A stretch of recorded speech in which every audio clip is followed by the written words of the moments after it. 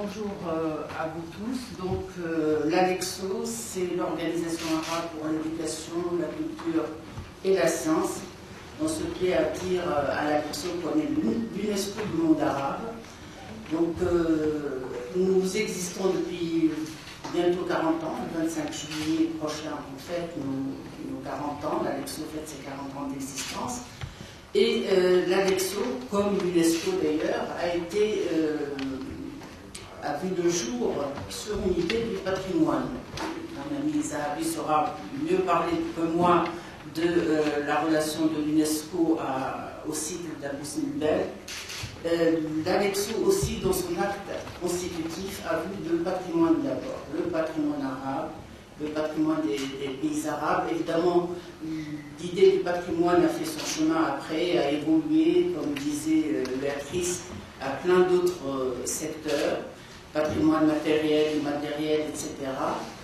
Et nous travaillons donc à l'ALEXO sur cette idée-là de protection et de préservation, de promotion du patrimoine dans tous les pays arabes, qui sont 22 membres de l'ALEXO, 22 États arabes membres de l'ALEXO.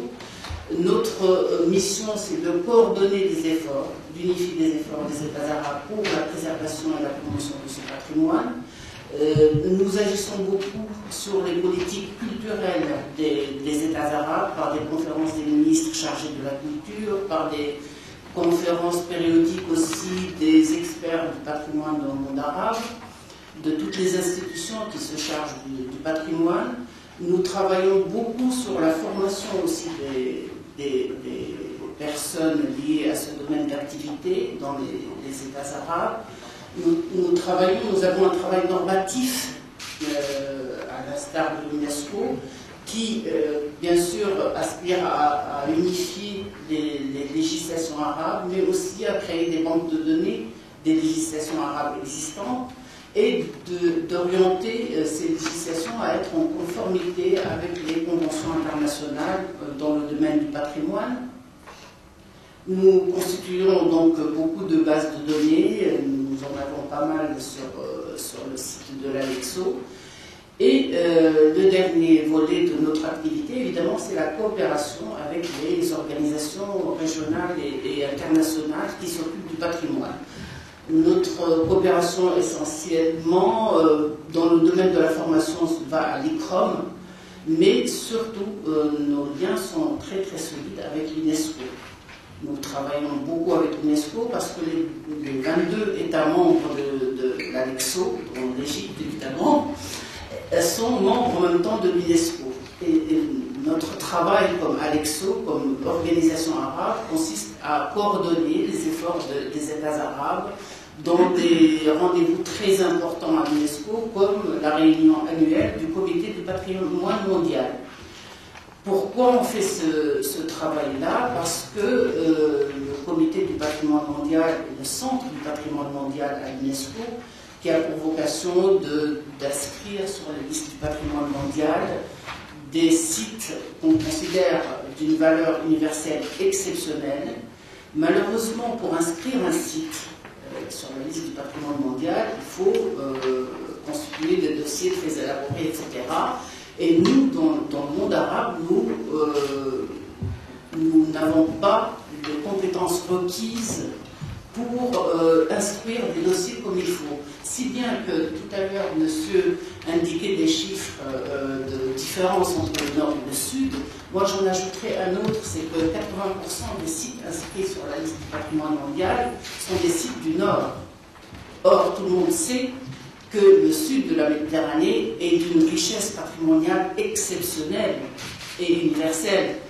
Donc, notre travail, nous, comme ALEXO, va surtout à la formation avec l'UNESCO, qui fait un travail énorme aussi, vers la formation des experts en patrimoine et des institutions arabes pour instruire des dossiers, présenter des sites à l'inscription sur le patrimoine mondial, pour évidemment aussi défendre certains autres sites menacés de danger, etc.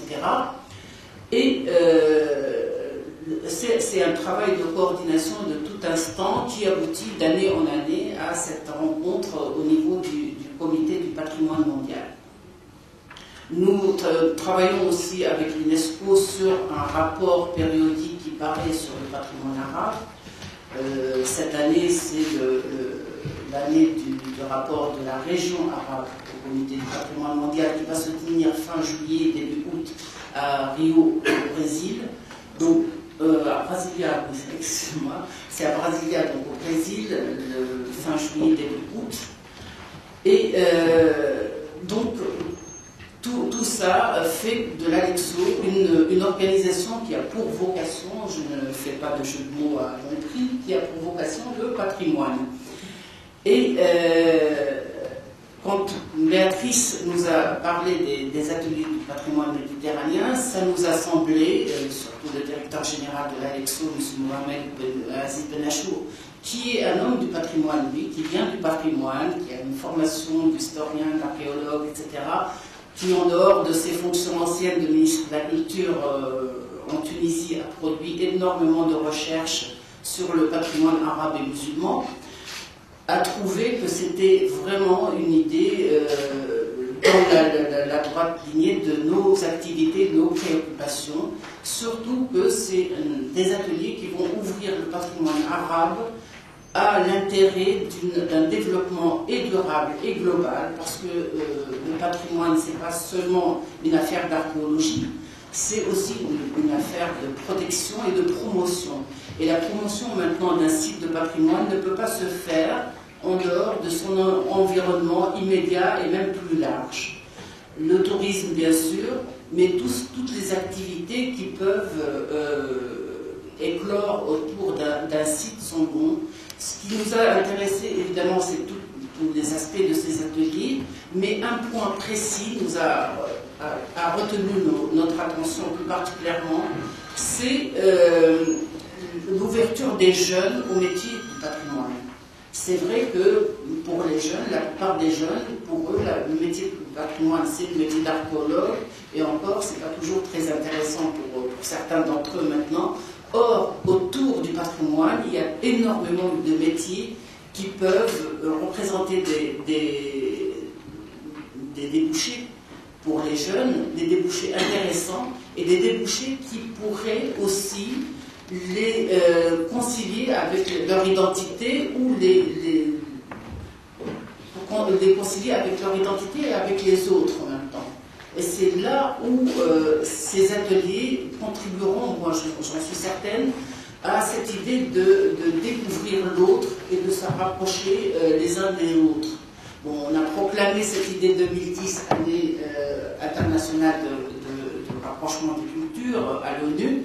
Pourquoi pas? C'est une bonne occasion peut-être pour, à travers le patrimoine, à travers des métiers des jeunes, à travers ces bourses qui sont quelque chose de formidable, quoique limité sur le nombre, mais c'est formidable, rapprocher les jeunes de leur patrimoine, de leur identité, mais aussi du patrimoine des autres et de l'identité de l'autre. Et je trouve que c'est de cette manière-là qu'on s'apprend à se respecter mutuellement.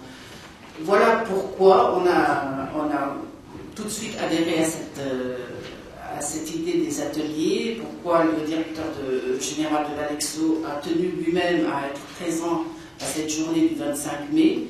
Donc, merci Vocation du patrimoine, merci à la Caisse des dépôts et merci à tous ceux qui contribueront et qui contribuent déjà largement à la réussite de cette manifestation.